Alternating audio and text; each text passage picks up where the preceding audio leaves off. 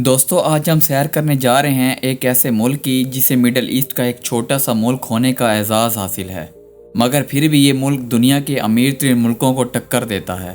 جی ہاں، ہم بات کر رہے ہیں کویت کی۔ آج کی اس ویڈیو میں ہم جانیں گے کہ کویت کیسے ایک چھوٹا سا ملک ہونے کے باوجود اتنا امیر ہے۔ اس ملک میں لوگ کون کون سی جابز کے لیے دوسرے ممالک سے جا سکتے ہیں۔ ناظرین، اس ملک کا آفیشیل نام اسٹیٹ آف کویت ہے، جس کا ٹوٹل ایریا 17,818 اسکوائر کلومیٹر ہے، جو ایریا کے لحاظ سے دنیا کے 152 نمبر پر آتا ہے۔ کویت کی کل آبادی 45 لاکھ ہے، جس کا 30% حصہ کویتی لوگ ہیں، جبکہ باقی دوسرے ملکوں سے روزگار کے لیے آئے ہوئے لوگ شامل ہیں۔ یہ ملک آبادی کے لحاظ سے دنیا کے 130 نمبر پر آتا ہے۔ اگر کویت کے ساتھ لگنے والے بارڈر کنٹریز کی بات کریں تو کویت صرف 2 ملکوں کے ساتھ بارڈر شیئر کرتا ہے، جن میں سعودی عرب اور عراق شامل ہیں۔ ایسٹ کی طرف کویت کا کنارہ پرشین گلف سے لگتا ہے۔ اس ملک کا کیپٹل سٹی کویت سٹی ہے۔ یہ شہر کویت کا سب سے بڑا شہر ہے، جس کا ٹوٹل ایریا 2005 اسکوائر کلومیٹر ہے۔ اس شہر کی آبادی لگ بھگ 25 لاکھ سے زیادہ ہے، یعنی کویت کی آدھی سے زیادہ آبادی کیپٹل سٹی میں رہتی ہے۔ کویت سٹی کو ملک کا دل بھی کہا جاتا ہے، کیونکہ زیادہ تر تیل اور گیس کمپنیز، بینک اور بزنس سینٹر بھی یہیں پر موجود ہیں۔ یہاں دنیا کے مشہور مالز اور مارکیٹس موجود ہیں۔ اس شہر کی مشہور مقامات میں گرینڈ مسجد، دی ایونیو مال، نیشنل میوزیم اور احمد ٹاور شامل ہیں۔ کویت سٹی کی سب سے مشہور اور بڑی یونیورسٹی کویت یونیورسٹی ہے۔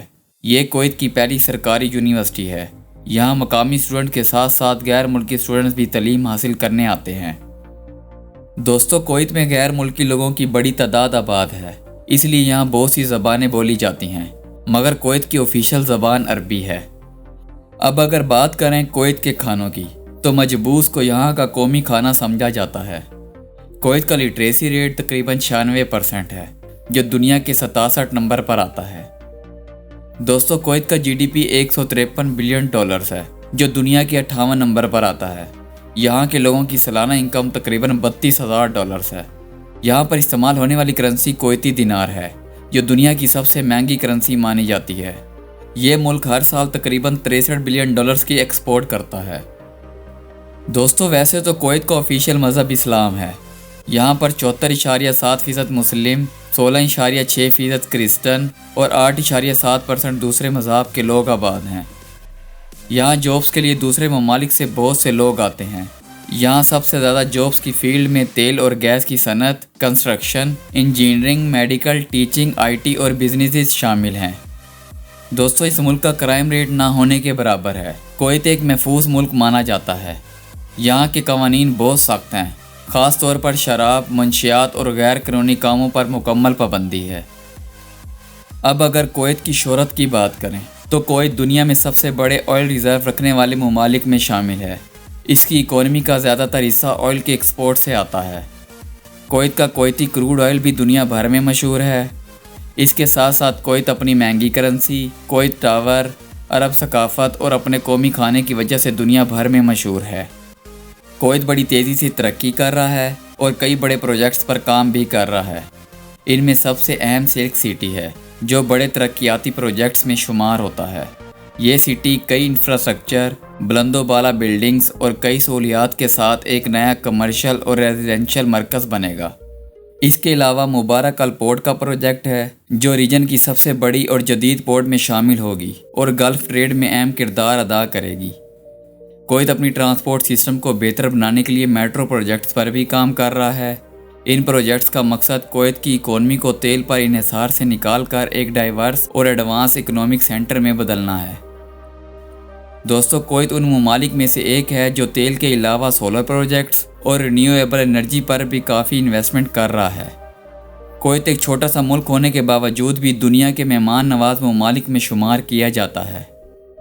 دوستو، اب اگر بات کریں کویت کی ہسٹری کی تو 1938 سے پہلے یہ ملک بزنس کا ایک راستہ تھا۔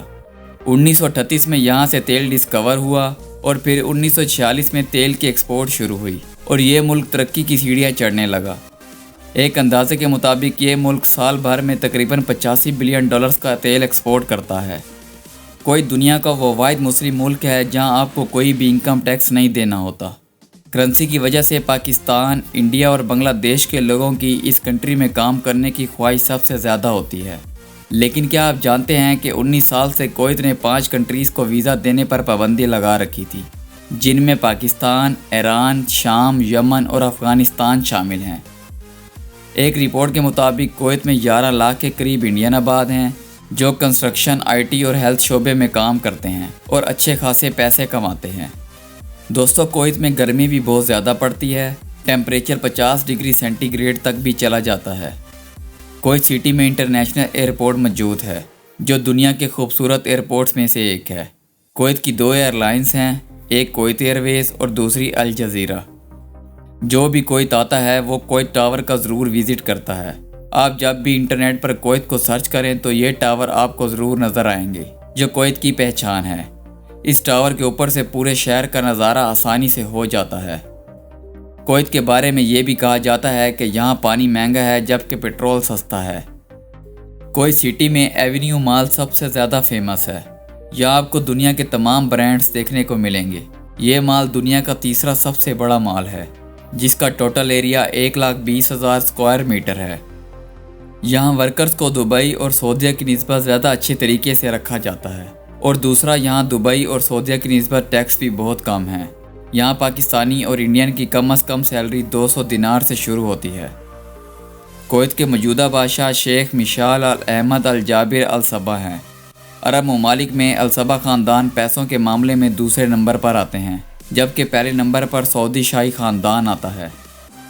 دوستو، کویت کا ویزا آپ کو کویت ویب سائٹ سے مل جائے گا، بس آپ کو میڈیکل رپورٹ اور پاسپورٹ دینا ہوگا۔ لیکن آپ کوشش کریں کہ آپ کو کمپنی کی طرف سے ویزا مل سکے۔ اس کی سہولیات زیادہ ہیں اور سیلری کم از کم پاکستانی 3 لاکھ روپے ملے گی۔